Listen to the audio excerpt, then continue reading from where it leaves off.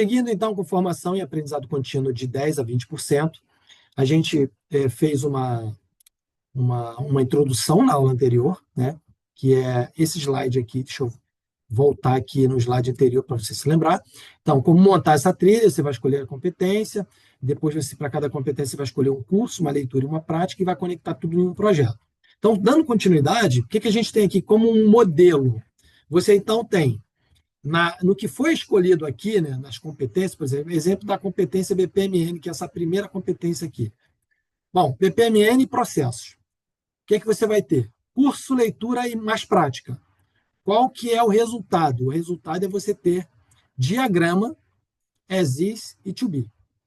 O diagrama as is e to be é o diagrama de processos, que tem lá aquelas caixinhas com a seta que vai para lá. Se for sim, vai para lá. Se for não, vem para cá. Tem toda aquela dinâmica. Então, na gestão de processos, é isso que você produz quando você faz um mapeamento de processo de um departamento.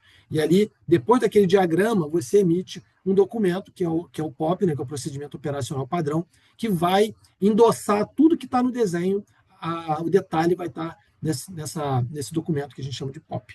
Okay? Então, no exemplo da melhoria de processo lá do BPM, você tem, então, curso, leitura mais prática, que é o resultado diagrama as is, que é o diagrama de como o processo está, e o to be é como ele deve ser, ou seja, você faz o retrato de como está o teu departamento, depois desse retrato você melhora esse processo e faz o to be, que é como ele deve ser, já melhorado.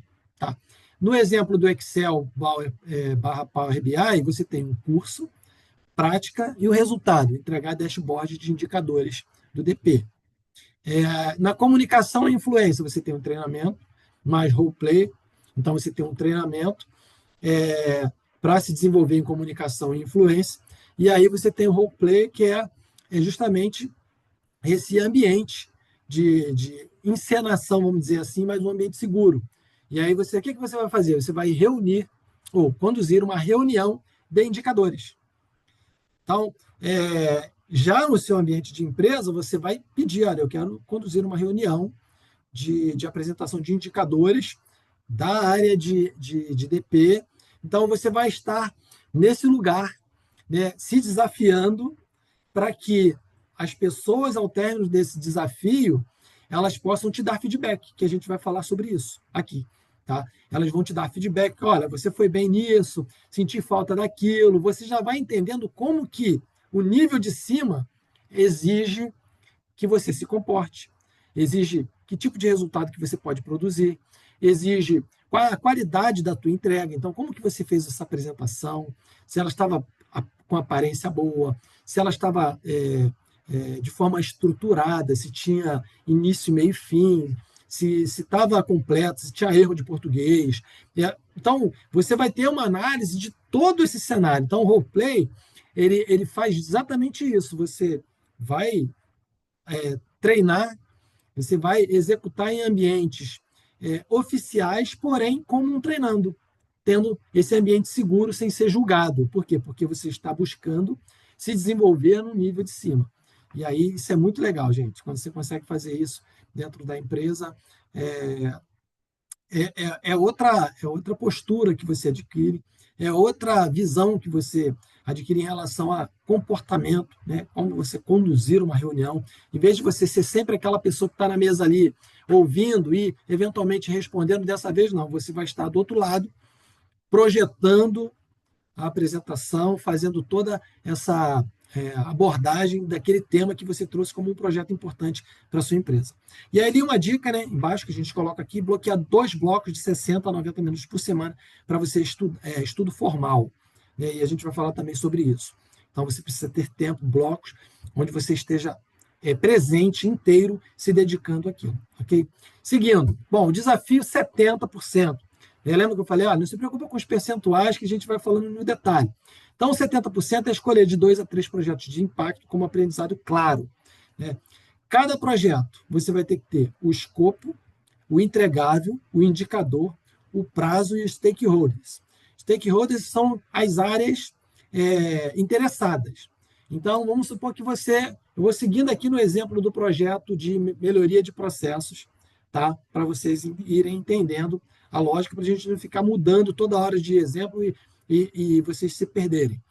Então, quando você fala, decidir um projeto, qual que é o projeto? Ó, o projeto é, mapear, estruturar os processos do UDP-RH. Qual que é o escopo? Nós vamos mapear a estrutura de processos admissionais, demissionais, de férias, de folha de pagamento, de envio de dados para o financeiro, de recolhimento de encargos, de compra de benefícios, de comunicação com os empregados. Vamos juntar isso tudo, de saúde, medicina ocupacional. Esse é o escopo, eu tenho que estruturar esses processos. Quais são os entregáveis? Os entregáveis serão um diagrama de processo de cada processo. Então, o processo admissional, eu vou ter um fluxo exclusivo dele. Quais são os indicadores?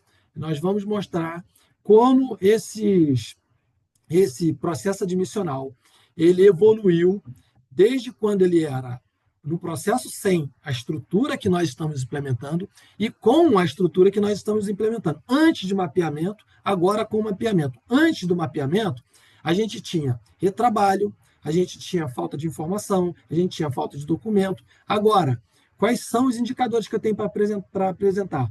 Eu fiz 10 admissões. Nas 10 admissões, o checklist que nós implementamos veio completo, sem documentação faltando, sem documentação ilegível. Nós não devolvemos isso para a área que entrega a documentação para a área de DP, né? O RH recolhe a documentação, manda para o DP. O RH não teve solicitações adicionais, então o RH estruturou a documentação, entregou o dossiê para a gente e a gente conseguiu. Então você começa a medir. Quais os prazos? Aí você vai dizer, olha, o prazo para implementar esse projeto vai ser aí você vai dizer, de 30 a 90 dias. E aí você vai tratar esses prazos.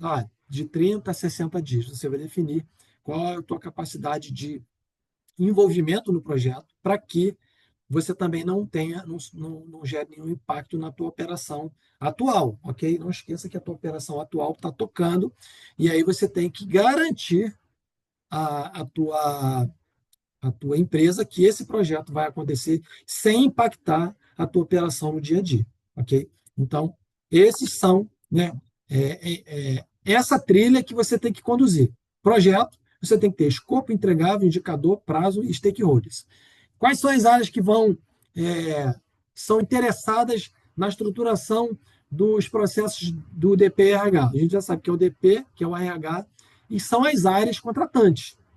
As áreas contratantes, muitas vezes, elas não recebem o empregado porque teve um impasse no processo de recrutamento, um impasse no processo admissional, e a área demandante da vaga está esperando esse candidato.